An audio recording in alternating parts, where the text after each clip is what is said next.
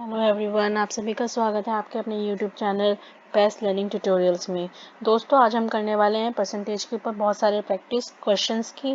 पहले भी हम परसेंटेज के ऊपर 2 वीडियोस ला चुके हैं जिसके अंदर हमने आपको शॉर्टकट ट्रिक्स बताई है। आज हम उन्हीं ट्रिक्स को ध्यान में रखते हुए क्वेश्चंस करेंगे। आइए चलिए स्टार्ट करते हैं।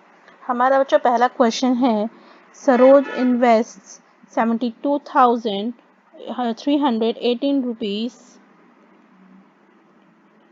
which is 17% of her annual income in mutual funds। पहले यहाँ तक समझे बच्चों क्या कहा गया है।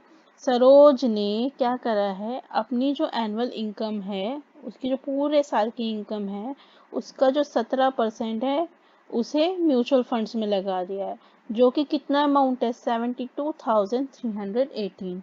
तो हमें पूछी गई है what is her monthly income, उसकी मंथली इनकम क्या होगी। तो बच्चों हमें यहाँ पे एनुअल इनकम नहीं पता, तो क्या हम इस एनुअल इनकम को एक्स मान सकते हैं, हाँ या ना? मान सकते हैं, बिल्कुल सही बात है। अब क्वेश्चन में क्या कहा गया है, जो सरोज की एनुअल इनकम है यानी कि एक्स, उसका जो 17% है यानी कि 17% of annual income is equal to किसके बराबर है वो 72,318, राइट। तो क्या हम इसको अब सॉल्व कर सकते हैं। 17/100 into x is equal to 72318। अब तो ये बच्चों का क्वेश्चन रह गया। चलिए कीजिए फटाफट से सॉल्व इसे। 100 ऊपर जाएगा और 17 नीचे। सॉल्व करके बताइए क्या वैल्यू आएगी। 425400। क्या बच्चों हमारा आंसर आ गया? नहीं आया बच्चों, क्योंकि ये किसकी वैल्यू निकली है, एक्स की, और एक्स हमारी क्या थी, एनुअल इनकम, और हमसे पूछा क्या गया है, मंथली इनकम। तो अगर हमारे को बच्चों एनुअल इनकम दे रखी है तो क्या हम इसकी मंथली इनकम निकाल सकते हैं, हाँ या ना? बताइए, निकाल सकते हैं हाँ या ना? निकाल सकते हैं ना, बिल्कुल सही बात। तो अगर हमारे को इसकी मंथली इनकम निकालनी होगी तो हम क्या करेंगे, जो हमारी एनुअल इनकम है 425400, हम किससे डिवाइड करेंगे बच्चों, 12 से। क्यों, हमारे पूरे साल में कितने महीने होते हैं, 12। तो अब इसका आंसर बच्चों बताओ क्या आएगा, 35450। तो this will be the answer.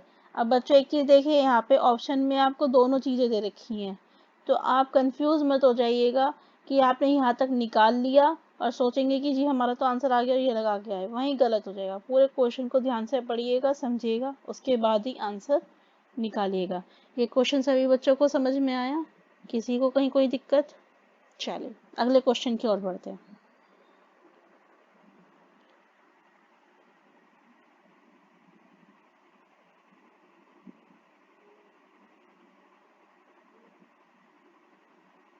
देखिए बच्चों, ये रहा हमारा नेक्स्ट क्वेश्चन। इस क्वेश्चन में क्या कहा गया है, an inspector rejects 0.8% of meters as defective. अब यहाँ पे आधे बच्चे मीटर वर्ड पढ़ के कंफ्यूज हो जाएंगे। बच्चों ये मीटर कपड़े को नापने वाला मीटर नहीं है, ये मीटर डिवाइस है। क्या है, एक डिवाइस, जो कहते हैं ना मीटर जो आपके घरों में लगे होते हैं, उसी टाइप से, ठीक है, डिवाइस है। तो अब समझिए इस क्वेश्चन को क्या है। एक इंस्पेक्टर है, उसने क्या करा है, जो उसने टोटल मीटर्स करे हैं, जज करे हैं, उसका उसने 0.8% क्या कहा है कि वो डिफेक्टिव है। अब चाहे वो 100 करे, 200 करे, 5 करे, 10 करे, उसका कहना है कि उसमें आपके जो 0.8% जो होंगे वो हमेशा डिफेक्टिव होंगे। तो how many will he examine to reject two two. तो क्वेश्चन में क्या पूछा गया है कि उसको कितने मीटर एग्जामिन करने पड़ेंगे कि जो रिजेक्शन वैल्यू 2 आए। बच्चों सेम क्वेश्चन है जो हमने भी ऊपर करा, बस इसका थोड़ा सा तरीका चेंज कर दिया कहने का। अब हम मान लेते हैं कि वो जितने उसने एग्जामिन करने हैं वो कितने मीटर्स हैं, x, ठीक है। और इसके बाद क्या कहा गया है, इस x में जो 0.8% है वो डिफेक्टिव है। ठीक है। और हमारे को किसके बराबर निकालना है? 2 के बराबर। क्यों? उन्होंने कहा है ना कि हमारे को इसका जो 80.80% है वो हमारे 2 के बराबर आना चाहिए, इसलिए बस बच्चों हो गया। अगर इक्वेशन बन गई तो क्वेश्चन भी हो गया। इसको कर दीजिए, परसेंटेज को करा 100 into x is equal to 2। क्या हम इसको इधर लेके आ सकते हैं? 0.08। क्या आप इसका पॉइंट हटा के और 0 लगा सकते हैं ऊपर? सही बात। क्या ये कैंसिल हो सकता है 4 से, 2 से? और अब वैल्यू बताइए फटाफट से कैलकुलेट करके बच्चों, क्या आएगी? वैल्यू आएगी 2500। तो इसका आंसर बच्चों क्या सही होगा? Option A. आपको यहाँ तक समझ में आया, हाँ या ना? क्वेश्चन क्लियर हुआ? क्या पूछा गया था, क्या निकालना है? Very good. चलिए आइए अगले क्वेश्चन की ओर बढ़ते हैं।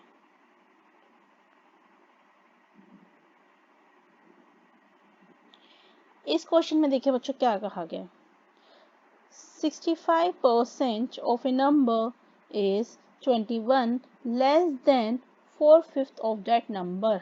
इन्होंने कहा है कि कोई एक नंबर है, मान लीजिए वो नंबर x है, इस x नंबर का 65% यानी कि 65% कितना हो गया? ऐसे लिख सकते हैं। ये जो नंबर है ये क्या है? 21 लेस है किससे? कौन से नंबर से? इसी नंबर के 4/5 नंबर से। ठीक है। अब बच्चों ये वाला नंबर क्या है? ये कम है, ठीक है, इस वाले नंबर से। तो अगर हम इसके अंदर इस नंबर को जोड़ दें 21 को, तो क्या ये दोनों नंबर बराबर हो जाएंगे? हाँ या ना? भाई हमारे को यही तो कहा गया है, ये जो 65% ऑफ दिस नंबर है ये 21 कम है किससे? इस नंबर से। तो अगर हम इस 21 को जोड़ देंगे इसके अंदर तो हमारे को इसके बराबर वैल्यू मिल जाएगी, राइट? तो बस अब इसको सॉल्व कर दीजिए, हो गया। 5x minus 65x upon 100 is equal to 21। अब आप सॉल्व कर सकते हैं आराम से। 100 LCM क्या आएगा? 80x minus 65x is equal to 21। 15x upon 100 is equal to 21।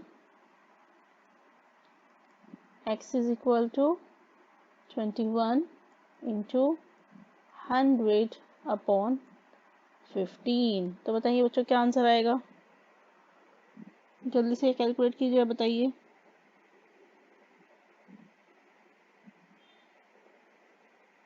140। क्या आंसर आएगा? 140। बहुत बढ़िया कर रहे हैं बच्चों, बहुत बढ़िया, गुड। चलिए आया समझ यहाँ तक क्वेश्चन। नेक्स्ट क्वेश्चन की ओर बढ़ते हैं।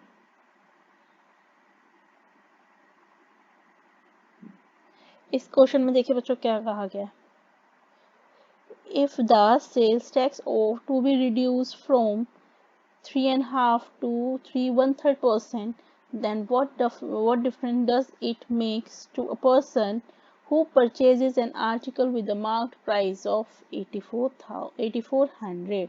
क्या कहा गया है कि बच्चों अगर एक सेल्स पर्सन अपने टैक्स को कम करके इतना कर देता है, पहले उसने एक आर्टिकल पे इतना टैक्स लिया, अब उसने कम करके उस आर्टिकल पे इतना टैक्स लिया, तो एक बंदा जिसने इतने की वो चीज खरीदी है उसको कितने रुपए का फायदा होगा, या फिर ये कह सकते हैं कि उनका क्या डिफरेंस होगा। ठीक है, तो आइए देखते हैं। ये बहुत ही सिंपल सा क्वेश्चन है कि हम क्या करेंगे। सबसे पहले 3.5% ऑफ 8400 माइनस 3 1/3% ऑफ 8400। क्या हम ऐसे लिख सकते हैं? भाई यही तो कहा गया है क्वेश्चन में कि उसने पहले इतना सेल्स टैक्स लिया इस अमाउंट पे, फिर अगर उसने रिड्यूस करके इतना कर दिया, तो इनका क्या डिफरेंस आया। चलिए बहुत बढ़िया। अब हम क्या बच्चों इन दोनों में से 8400 कॉमन ले सकते हैं? बिल्कुल ले सकते हैं। परसेंटेज कैलकुलेट कीजिए। 7/2% माइनस क्या हम इसे ऐसे लिख सकते हैं? बताइए। ठीक है, वैल्यू कैलकुलेट कीजिए इनटू कितना हुआ बच्चों, ये इसका एलसीएम लीजिए 6 2 से 21 माइनस 3 2 से 6 20%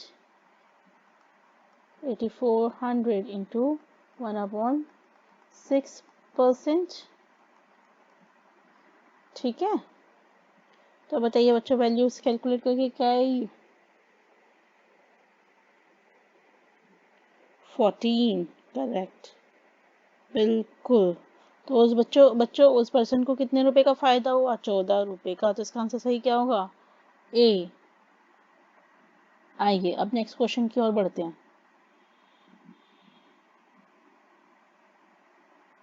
यहाँ तक बच्चों समझ में आ रहा है आपको क्वेश्चन? देखिए बच्चों, सारा खेल जो है इसमें इक्वेशन बनाने का है। अगर आपने क्वेश्चन को समझ के इक्वेशन सही बना ली तो फिर उसमें करने के लिए कुछ नहीं बचता सिवाय कैलकुलेशन के। आपको इस क्वेश्चन को समझना है अच्छे से और फिर इक्वेशन बनानी है। ठीक है, आइए नेक्स्ट क्वेश्चन पर बढ़ते हैं। The difference between the value of A number increased by 25% and the value of a original number is decreased by 30% is 22. What is the original number? Question में बच्चों क्या कहा गया है? पहली बात तो जब डिफरेंस बिटवीन का है यानी कि दो चीजों के बीच में डिफरेंस बता रखा है। ठीक है, अब किस चीज के बारे में डिफरेंस बता रखा है इन्होंने? The value of A number increase by 25%।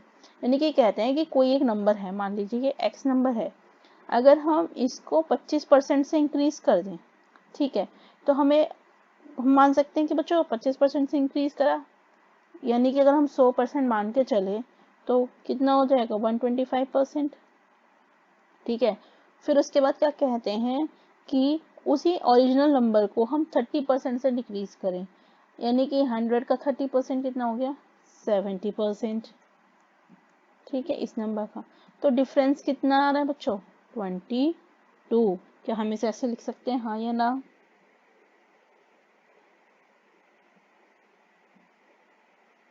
लिख सकते हैं ना बच्चों? बस अब इसमें करने के लिए कुछ नहीं बचा। बताइए कितना बैठेगा ये?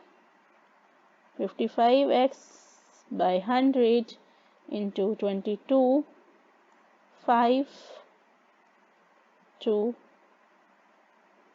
ठीक है, 20 and the value will be x की क्या होएगी बच्चों? 40। क्या आपका भी यही निकला है? बहुत बढ़िया, बहुत अच्छे। आइए अगले क्वेश्चन की तरफ बढ़ते हैं।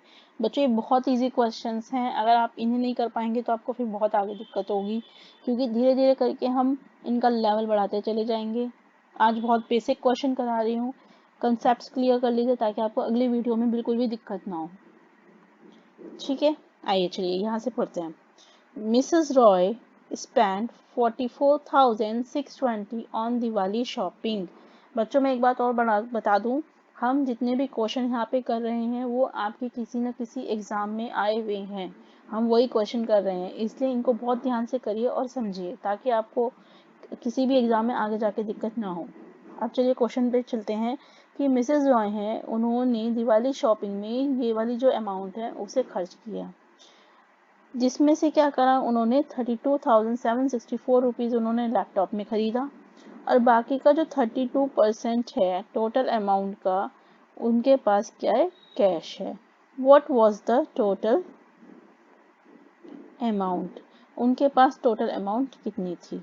ठीक है, अब इन्होंने तीन चीजें दी। अब सबसे पहली बात क्या है बच्चों, यहाँ पे क्या पूछा गया? Total amount.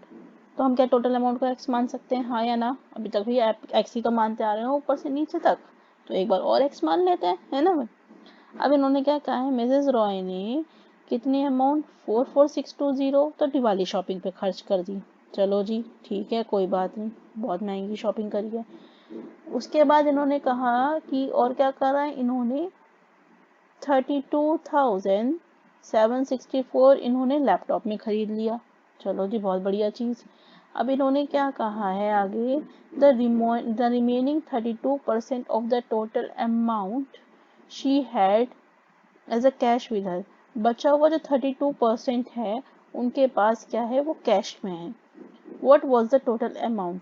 उनके पास टोटल अमाउंट क्या होगी। ठीक है, तो बच्चों ध्यान से समझिएगा, टोटल अमाउंट हमने यहाँ पे क्या मानी, एक्स मानी। ठीक है, अब इन्होंने क्या कहा है कि 70, अब ये वाला जो इन्होंने, ये जो दोनों अमाउंट है, ठीक है, ये क्या है, इस 32% उनके पास कैश है, तो यानी कि कितना बचा, अगर हम 100 में से 32 माइनस करेंगे तो कितना बचा ये बच्चों, बताइए। 68, 68 सॉरी, 68%, यानी कि ये है कि उन्होंने जो ये 68% था वो खर्च कर दिया। ठीक है, और 68% क्या है, इसके बराबर है। नई बात समझ में आई। देखिए, इन्होंने क्या कहा है क्वेश्चन में कि मिसेस रॉय ने इतने अमाउंट में दिवाली शॉपिंग करी, इतने का लैपटॉप खरीदा, अब बचा हुआ 32% उनके पास क्या है, कैश है।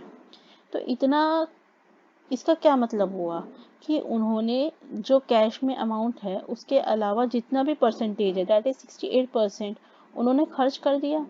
और उन्होंने एक्चुअली में खर्च कितना करा है, इतना करा है, तो हम क्या इसको ऐसे नहीं लिख सकते बच्चों, 68% of the amount is equals to 44620 plus 32764।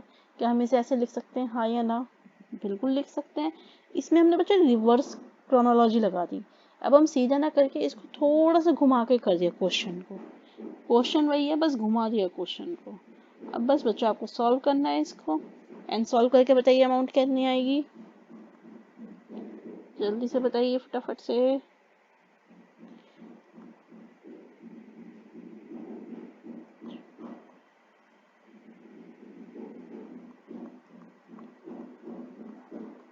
कीजिए, इसे सॉल्व कीजिए, अमाउंट बताइए क्या आएगी।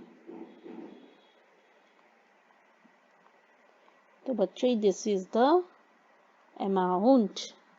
आया समझ में क्वेश्चन, दोबारा बताऊं, चलिए किसी को क्वेरी है तो आप कमेंट बॉक्स में लिख सकते हैं, हम दोबारा बताएंगे इस क्वेश्चन को अगर आपको कोई दिक्कत होगी तो। आइए बच्चों नेक्स्ट क्वेश्चन पे, the monthly income of a person was 13,500। अब किसी पर्सन की क्या पूरे महीने की तनख्वाह कितनी है, 13,500 रुपये। उसका जो मंथली एक्सपेंडिचर था वो क्या था, 9,000 रुपये था पहले। फिर अगले साल उसकी जो इनकम है वो 14% बढ़ गई, और जो एक्सपेंडिचर है वो 7% हो गया। The percentage increase in his saving. अब उसकी जो सेविंग्स हैं उसमें कितना उसका इंक्रीमेंट हो गया, मतलब अब वो कितना ज़्यादा सेविंग कर पाया है। ठीक है, देखिए अब यहाँ पे समझने की चीज़ क्या है, monthly income of a person was 13,500। Monthly income जब पर्सन की कितनी थी, 13,500 रुपये थी, तो उसका जो मंथली एक्सपेंडिचर कितना था, वो 9,000 रुपये था। ठीक है, तो यानी कि उसने बंदे ने कितना परसेंट सेव करा, पहले कितने रुपए सेव करे, पहले तो आप ये निकाल लीजिए भाई।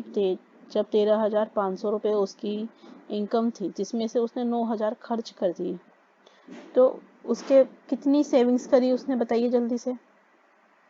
10,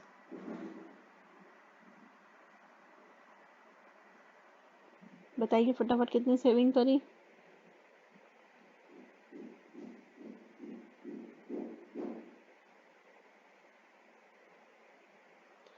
4,500 रुपये सेविंग करी। ठीक है, अब इन्होंने देखिए जो हमने ऊपर क्वेश्चन में क्रोनोलॉजी लगाई थी वही हम अब इसमें दोबारा लगाएंगे। इन्होंने क्या है कि उसकी जो इनकम है वो 14% उन्होंने बढ़ा दी, और उसका एक्सपेंडिचर भी अब कितना हो गया, 7% बढ़ गया। ठीक है, तो जब हमारी इनकम बढ़ेगी तो कितनी बढ़ेगी, 14%। क्या हम इसको ऐसे लिख सकते हैं, दिस इनटू दिस, भाई इसी की तो 14% बढ़ी है, तो बताइए क्या आएगी, क्या हमारी ये अमाउंट आएगी। भाई इस इनकम के हमने 14% बढ़ा दी, ठीक है, और उसका एक्सपेंडिचर 7% बढ़ गया। अब एक्सपेंडिचर निकाल दीजिए,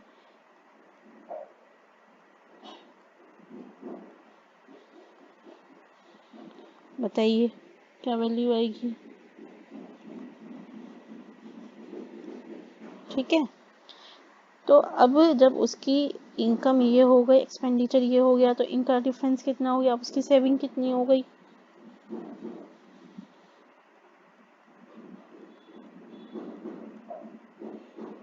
बताइए क्या हो गई इसकी सेविंग्स।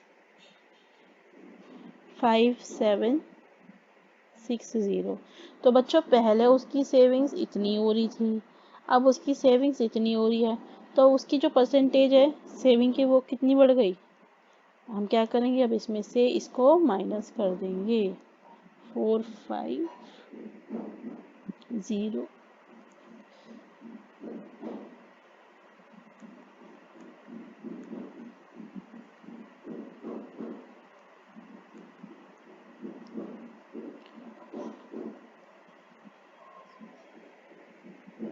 कितना आएगा बच्चों, 1260। जब हमें परसेंटेज निकालनी तो होती है तो क्या करते हैं हम, difference upon original amount into 100। तो कितने परसेंट से उसकी सेविंग्स बढ़ गई बच्चों, बताइए। 28%। यहाँ तक समझ में आई बात। चलिए आज का आखिरी क्वेश्चन है हमारा, नेक्स्ट क्वेश्चन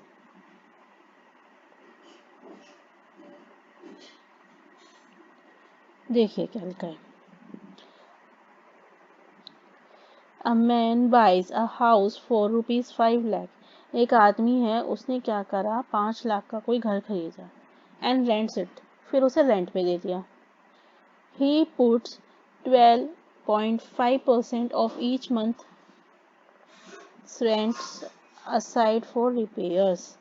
इन्होंने क्या कहा है कि जो रेंट आता है हर महीने का, उसमें से उसने क्या करा है, 12.5% क्या उसे रिपेयर के लिए रखा हुआ है। 1660 रुपीज़ उसने एनुअल टैक्सेस में दिए हैं, और जो 10% ऑफ इस उस इन्वेस्टमेंट डे आफ्टर, और उसके बाद उसने क्या करा है, 10% का इन्वेस्टमेंट करा है। Find the monthly rent of the house. हमें बताना है कि मंथली रेंट क्या होगा उस हाउस का। बहुत अच्छा क्वेश्चन है बच्चों, कई बार पूछा जा चुका है एग्जाम में। मैंने इतने सारे क्वेश्चन कराए हैं, एक बार आप खुद से ट्राई कीजिए।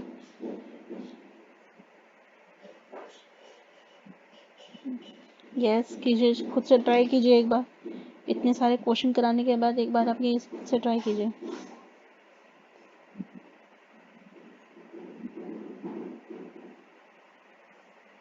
चलिए आइए समझते हैं।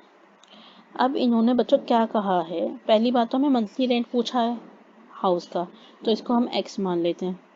ठीक है, अब इन्होंने क्या कहा है कि इसमें से क्या है, 12.5% उसने क्या है रिपेयरमेंट के लिए रखा है इस अमाउंट का। ठीक है, तो 12.5 लिख लेती हूँ मैं अभी के लिए, एक्स।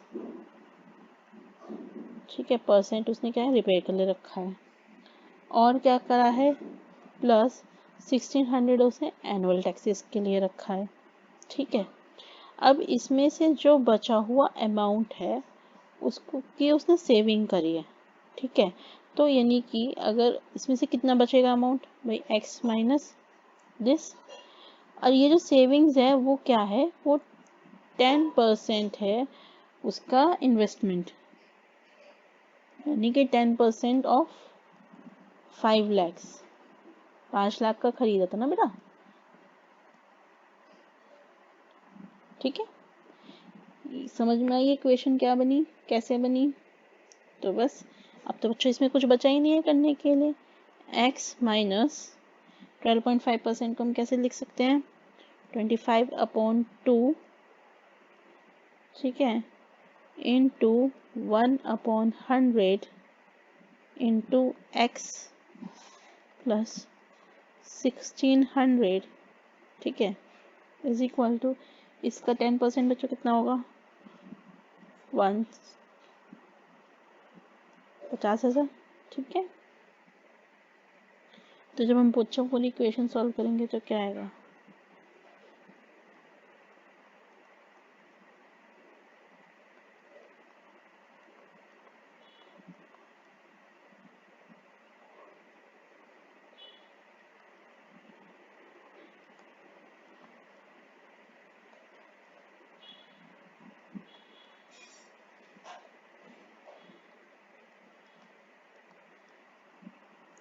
ठीक है।